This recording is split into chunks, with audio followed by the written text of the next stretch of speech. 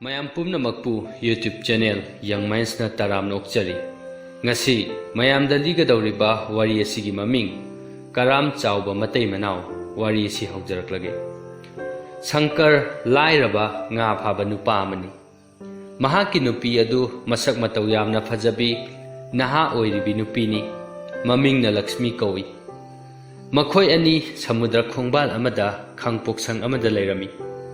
Sangkarna nga phaba numitana paisa khara khara talami karigumba matamdadi nga amata phaba ngamdaba matam su yawi adugumba numitadi matai manawgi chanabadu khara khajigwalami makhoi ani yamna toina su saunarami Sangkarna magi segairaba laiba nungaidraba khangpoksang mahaki amanba segairaba fijol adugi matam pumna makta wakatlami Thabak na kanna suba chanaba na matik chadabaduda yamna nungaijaramde magi nupi Lakshmi dusu phajaba yum phajaba fijol sanalupa minainaga seba tauba ahaw ba chabadu pamlami nongmadi Sankardu nga phaba chatpada nga amata phaba ngamlamde numiti tasilaklami adubu magi langda nga amata thuramde Sankar thawai waba horaklami Masa mathanta haijarami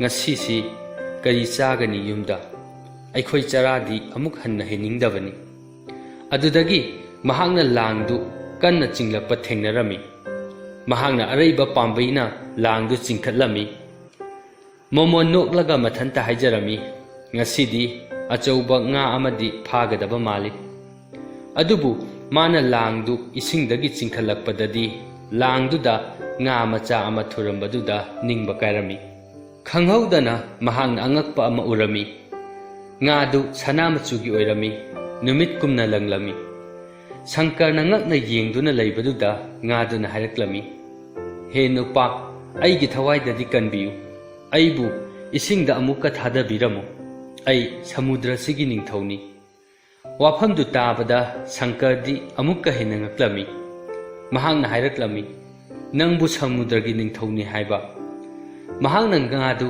langdagi lauthoklaga samudrada thadarami khudakta isingdu sana machu oiraklami samudragi ningthawduna samudradagi yamna chawba saktamda phawgalaklaga haraklami he ngami nahakpu thagachari nahaki thawjal adugidamak aina nangonda bor ahum pigani nahangna karigumba ama hekta pamlakpada Samudra khongban sida lagu aduga aibu kaurau Sankarna makok nolaga khumlami he samudragi ningthau nahakpu thagachari aigi apamba singdo haidringaida aigi nupigi manakta amukta chalukhige ai thuna amuk laki Sankar harauna magi nupigi manakta chalami magi nupida hairami Lakshmi ngasidi samudragi ningthaudu aigi langda thure aina mabu isingda thadabibaduda mahangna aikhoida bor ahum pigani hairagi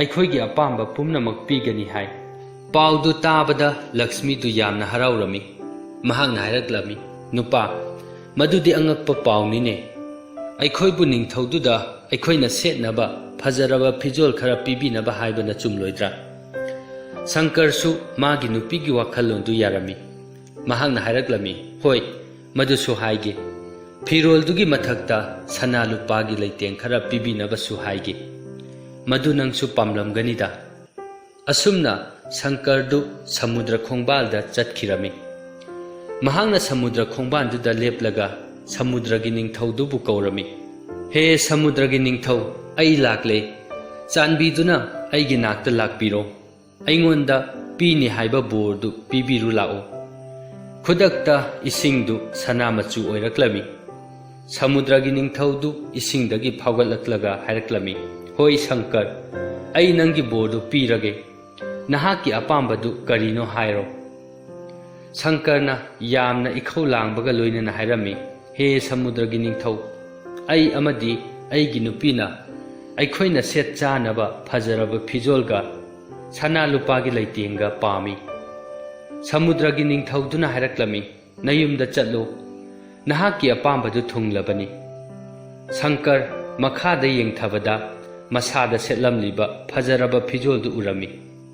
Mangak samdasu asangba sanagi lik ama sirami. Mahaki khutsadusu sanagi khudop ama sirami. Mahaki nupina fajaraba fijol setpa amadi sana lupagi leiteng sibadu yamna thuna yingninglaklammi. Mayumda yamna thuna halami. Asomdasu magi nupi Lakshmi du magi fajaraba fijol amadi sana lupadu yingduna nungaina lerami. Mahangna mapuroiba Sankarbu ubada harauna haraklami. Nupa yengutu aigi khuji si fajadra aise kayada laibak phakrabano. Asumna Sankar amadi Lakshmi matai manaudu numit nini di yamna nungaina lerami. Numit nini gi matungdadi makhoi ani thawai waba horaklami. Lakshmi na yumgi thabak inkhang luisinbagi wakatlami. Aduga Sankarna numit khudingi nga khara phanaba thabak kanna subadugi wakatpa horaklami. Kona thangdadi Sankarna makhoigi thabak thauramsingda mateng pangnaba minai sing khara pibinaba samudragi ningthaududa haigi khallami. Sankardu samudra khongbalda chatlami. Aduga samudragi ningthaudubu kaurami. He samudragi ningthau ai amadi aigi nupina minai khara darkar oire. Maram aduna aigi anisuba bordusu pibiro. Khudakta samudragi isingdu sanamasu oiraklami. Samudragi ningthaudu ising ipo maraktagi phawgalaklami. Ningthauduna haraklami.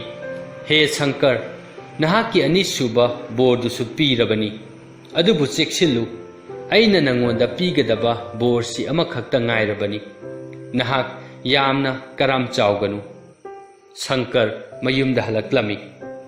Mahaki nupidu minai nupina makhongdu malis tawduna tumduna lairami. Minai amana chak thongduna lairami. Minai amana magi langdu semduna lairami. Atopa minai amana mana phamnaba phak pusilaklami. Lakshmi na haraklami. Nupa punsi haibadu si oiramale. Sankar dusu phakta nungai na hiptharaga haraklami. Angakpani punsi haibasi. Punsida suk nungai basi amukta thengna khidri. Minai amana Sankar gi makhongdu paiduna malis tawi. Sankar nungai na mamitu isinduna tumi. Haujekti Sankar amadi Lakshmi du wakat laitaba punsida hingle khalami. Adubu kuide hapta amagi manungda makhoi ani ngangnaba amuk horaklami. Makhoi gi yumdu minai sing leibada Chandre haiduna makhoi ani amana amada wakat narami. Adudagi Sankar du samudragi ningthaududa achauba yum ama pibinaba haijage khalami. Lakshmi su magi nupagi wakhallonduda yarami. Asumna Sankar samudra khongbalduda chattuna samudragi ningthaudubu kaurami. O samudragi ningthau aigi ahum suba bordusu pibiro. Aikhoi achauba yum ama darkar oire. Handaksu samudragi isingdu sanamachu olaklami. Samudragi ningthaudu phawgalaklami aduga haraklami. He nupa nahaki apambadu pirabani. Adubu aina cheksinwa ama hairibasini. Karam chawbana nangi laikha taba ohengani. Aduga nangonda nungaitaba ningamdaba natana karisu piroi. Sankar mayumda thuna halaklami. Magi nupidu achauba yum amagi mapanda leptuna lairami. Mahangna Sankar da harami. Nupa aikhoigi chawkhraba phajakhraba yumsida yengu. Haujikti aikhoina pamba pumnamak phangle. Sankar na harami. Hoi haujikti aisu nungaire pele. Aikhoina pamba pumnamaktu loina phangle. Hapta khara leiraga Lakshmi na magi nupa da harami. Nupa haujikti aikhoi phajaba yum minai kayana seba tawduna leirabasu. Khungang singi nupi singna aibu ngami gi nupi haina kauri. Maduna aibu ikaiba pokhalle. Sankar na amuk hairaki. Hoine makhoina aibu ngami haina haujik phawba kaurine. Aikhoibu moina ikai khumna pham thokpanine.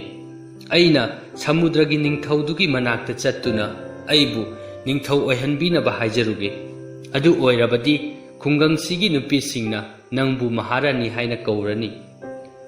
Wakhalondubudi phajarabasu Lakshmi di kirami. Mahangna Sankar da haraklami. Nupa ꯅꯪꯒꯤ ꯕꯣꯔ ꯑꯍꯨꯝꯗꯨꯗꯤ ꯄꯤꯕ ꯂꯣꯏꯈ꯭ꯔꯕ ꯅꯠꯇ꯭ꯔꯥ? ꯑꯩꯁꯨ ꯅꯍꯥꯛꯅ ꯅꯤꯡꯊꯧ ꯑꯣꯏꯔꯛꯄꯗꯨꯕꯨꯗꯤ ꯄꯥꯝꯃꯤ, ꯑꯗꯨꯕꯨ ꯁꯃꯨꯗ꯭ꯔꯒꯤ ꯅꯤꯡꯊꯧꯗꯨꯗꯗꯤ ꯃꯈꯥ ꯇꯥꯕ ꯕꯣꯔ ꯄꯤꯌꯨ ꯍꯥꯏꯗꯕꯅ ꯐꯒꯅꯤ ꯈꯜꯂꯤ꯫ ꯁꯪꯀꯔꯅ ꯈꯨꯝꯂꯝꯃꯤ, ꯅꯨꯄꯤ ꯀꯤꯒꯅꯨ, ꯑꯩꯅ ꯁꯃꯨꯗ꯭ꯔꯒꯤ ꯅꯤꯡꯊꯧꯗꯣ ꯀꯟꯕꯤꯈꯤꯕꯅꯤ꯫ ꯑꯩꯒꯤ ꯑꯔꯣꯏꯕ ꯑꯄꯥꯝꯕꯁꯤꯗꯤ ꯃꯥꯅ ꯁꯣꯏꯗꯅ ꯄꯤꯔꯛꯀꯅꯤ ꯈꯜꯂꯤ꯫ ꯑꯁꯨꯝꯅ ꯁꯪꯀꯔꯗꯨ ꯁꯃꯨꯗ꯭ꯔ ꯈꯣꯡꯕꯥꯜꯗ ꯁꯃꯨꯗ꯭ꯔꯒꯤ ꯅꯤꯡꯊꯧꯗꯨ ꯀꯧꯔꯝꯃꯤ꯫ ꯑꯣ ꯁꯃꯨꯗ꯭ꯔꯒꯤ ꯅꯤꯡꯊꯧ, ꯑꯩꯕꯨ ꯑꯔꯣꯏꯕ ꯕꯣꯔ ꯑꯃ ꯄꯤꯕꯤꯔꯝꯈꯣ꯫ ꯑꯩꯕꯨ ꯅꯤꯡꯊꯧ ꯑꯣꯏꯍꯟꯕꯤꯔꯝꯃꯨ, ꯑꯗꯨꯒ ꯑꯩꯒꯤ ꯅꯨꯄꯤ ꯂꯛꯁꯃꯤꯕꯨꯅ ꯃꯍꯥꯔꯥꯅꯤ ꯑꯣꯏꯍꯟꯕꯤꯔꯝꯃꯨ꯫ ꯍꯟꯗꯛꯇꯤ ꯁꯃꯨꯗ꯭ꯔꯒꯤ ꯏꯁꯤꯡꯗꯨ ꯁꯅꯥ ꯃꯆꯨ ꯑꯣꯏꯔꯛꯇ꯭ꯔꯦ, ꯁꯃꯨꯗ꯭ꯔꯒꯤ ꯅꯤꯡꯊꯧꯗꯨꯁꯨ ꯊꯣꯔꯛꯇ꯭ꯔꯦ꯫ ꯃꯗꯨꯒꯤ ꯃꯍꯨꯠꯇ ꯁꯃꯨꯗ꯭ꯔꯒꯤ ꯏꯊꯠꯇꯨ ꯋꯥꯡꯅ ꯀꯥꯔꯛꯂꯝꯃꯤ, ꯑꯇꯤꯌꯥꯗꯨꯁꯨ ꯃꯝꯁꯤꯜꯂꯛꯂꯝꯃꯤ꯫ ꯏꯁꯤꯡ ꯃꯅꯨꯡꯗꯒꯤ ꯈꯣꯟꯖꯦꯜ ꯑꯃꯅ ꯌꯥꯝꯅ ꯁꯥꯎꯅ ꯍꯥꯏꯔꯛꯂꯝꯃꯤ, ꯁꯪꯀꯔ, ꯅꯍꯥꯛ ꯍꯟꯈ꯭ꯔꯣ, ꯅꯍꯥꯛ ꯀꯔꯥꯝ ꯌꯥꯝꯅ ꯆꯥꯎꯕ ꯅꯨꯄꯥꯅꯤ꯫ ꯍꯧꯖꯤꯛꯇꯤ ꯑꯩꯅ ꯄꯤꯈꯤꯕ ꯄꯨꯝꯅꯃꯛ ꯃꯥꯡꯈ꯭ꯔꯒꯅꯤ, ꯑꯗꯨꯕꯨ ꯅꯪꯅ ꯃꯗꯨꯗꯒꯤ ꯄꯥꯔꯥ ꯑꯃꯗꯤ ꯇꯝꯖꯍꯧ꯫ ꯁꯪꯀꯔ ꯋꯥ ꯉꯥꯡꯗꯅ ꯎꯌꯨꯡꯒꯨꯝ ꯂꯦꯞꯇꯨꯅ ꯂꯩꯔꯝꯃꯤ꯫ ꯃꯍꯥꯛꯅ ꯃꯌꯨꯝ ꯌꯧꯔꯛꯂꯒ ꯃꯍꯥꯛꯀꯤ ꯅꯨꯄꯤꯗꯨ ꯂꯩꯕꯥꯛꯀꯤ ꯈꯥꯡꯄꯣꯛꯁꯪ ꯑꯗꯨꯒꯤ ꯃꯃꯥꯡꯗ ꯁꯦꯒꯥꯏꯕ ꯁꯥꯔꯤꯗꯨ ꯁꯦꯠꯇꯨꯅ ꯂꯩꯔꯝꯕ ꯊꯦꯡꯅꯔꯝꯃꯤ꯫ ꯃꯈꯣꯏꯒꯤ ꯐꯖꯔꯕ ꯌꯨꯝ, ꯌꯥꯝꯂꯕ ꯃꯤꯅꯥꯏꯁꯤꯡ ꯑꯃꯗꯤ ꯐꯖꯔꯕ ꯐꯤꯖꯣꯜ ꯂꯤꯛ-ꯀꯣꯟꯗꯨ ꯂꯣꯏꯅ ꯃꯥꯡꯈꯤꯔꯝꯃꯤ꯫ ꯂꯛꯁꯃꯤꯅ ꯃꯃꯤꯠꯇ ꯃꯄꯤ ꯏꯔꯥ ꯆꯦꯜꯂꯒ ꯍꯥꯏꯔꯝꯃꯤ, ꯅꯨꯄꯥ, ꯑꯩꯈꯣꯏ ꯑꯗꯨꯛ ꯌꯥꯝꯅ ꯀꯔꯥꯝ ꯆꯥꯎꯔꯝꯂꯣꯏꯗꯕꯅꯤ, ꯑꯩꯈꯣꯏꯅ ꯂꯩꯖꯔꯤꯕ ꯑꯗꯨꯗꯒꯤ ꯍꯦꯟꯅ ꯄꯤꯌꯨ ꯍꯥꯏꯔꯝꯂꯣꯏꯗꯕꯅꯤ꯫ ꯅꯨꯃꯤꯠ ꯑꯗꯨꯗꯒꯤ ꯁꯪꯀꯔ ꯑꯃꯗꯤ ꯂꯛꯁꯃꯤꯗꯨ ꯃꯈꯣꯏꯒꯤ ꯑꯔꯩꯕ ꯈꯔꯗꯨꯗ ꯄꯦꯟꯊꯣꯛꯅ ꯂꯩꯔꯝꯃꯤ꯫ ꯄꯨꯟꯁꯤꯗ ꯑꯁꯦꯡꯕ ꯅꯨꯡꯉꯥꯏꯕ ꯍꯥꯏꯕꯗꯨ ꯃꯁꯛ ꯈꯪꯈꯤ꯫ ꯋꯥꯔꯤ ꯑꯁꯤ ꯃꯇꯥꯡ ꯑꯁꯤꯗ ꯂꯣꯏꯁꯤꯟꯖꯔꯦ꯫ ꯋꯥꯔꯤ ꯑꯁꯤ ꯂꯤꯕꯗ ꯁꯣꯏꯈꯤꯕ ꯌꯥꯎꯔꯕꯁꯨ ꯇꯥꯕꯤꯔꯤꯕ ꯄꯨꯝꯅꯃꯛꯅ ꯉꯥꯛꯄꯤꯅꯕ ꯅꯣꯂꯨꯞꯅ ꯍꯥꯏꯖꯔꯤ꯫